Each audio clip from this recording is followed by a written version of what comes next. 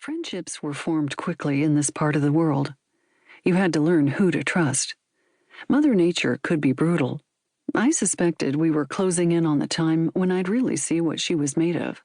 But for now, I was enjoying the light snowfall and the milder temperatures, and that smoky twilight. I slung my pack over my shoulder, left my room, double-checked the door lock, and made my way out to the lobby. I was surprised to come upon my landlord, Viola, and another woman. "Beth, this is Ellen," Viola said. "She'll be staying with us, probably through the winter." I tried to be cool, not let Viola see that the introduction had unsettled me. There hadn't been a new resident at the Benedict house since June, when the 3 who'd been there had been sent away, only one of them to supervised freedom. The other 2 had been in some trouble, though I hadn't received an update as to exactly how much. But it looked like we were going to have more company.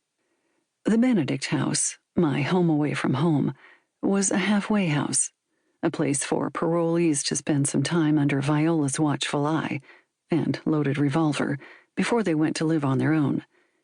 I'd gotten a room there somewhat by accident, in my hurried planning. When you have only a few minutes to find a place to hide, details can get overlooked. At first, I'd been thrown by the news that I'd be living with possible criminals, particularly after escaping from one. But I'd accepted it, and then enjoyed the reprieve when those first 3 had left. It was a place for female residents only, after all, and supposedly nonviolent ones at that, though lately I'd heard some stories to the contrary. I had enjoyed sharing the space with just Viola. In fact, there'd been some talk that the Benedict house wasn't going to welcome any more clients because of some of Viola's missteps back in June, but all must have been forgiven. "Hello," I said, an obvious forced friendliness to my voice. I extended my hand, though I'm not sure Ellen noticed either my tone or my hand. The woman was strung out.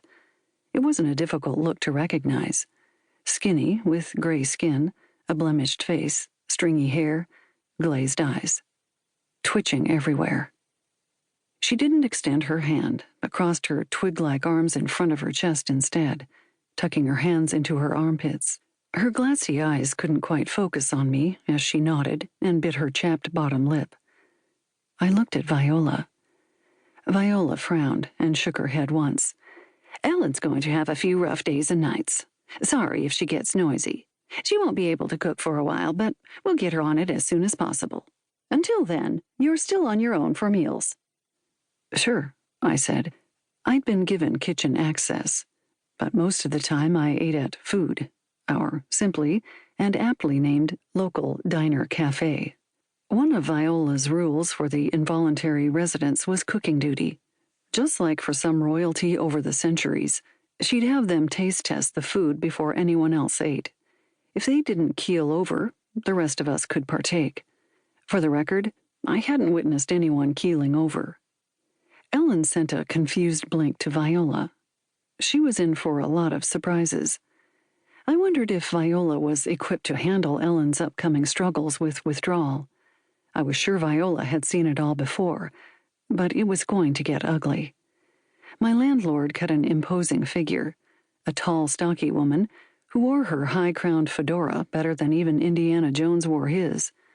As far as I could tell, she never got sick, even though she also never donned a coat thicker than what I'd call a jacket. "All right." Viola grabbed Ellen's arm and guided her around me and toward the stairway that would take them up to the rooms where the clients stayed. "Let's go. Have a good day, Beth." "You too," I said, as they turned onto the stairs.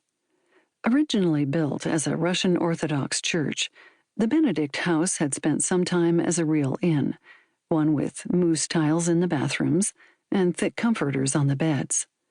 20 years earlier, though, it had been deemed structurally unsound. If a big earthquake hit, chances were pretty good the walls would come down.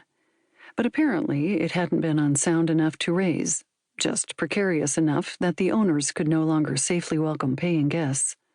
The state of Alaska purchased the building, and it suddenly didn't have to meet the same standards an inn would. How about a half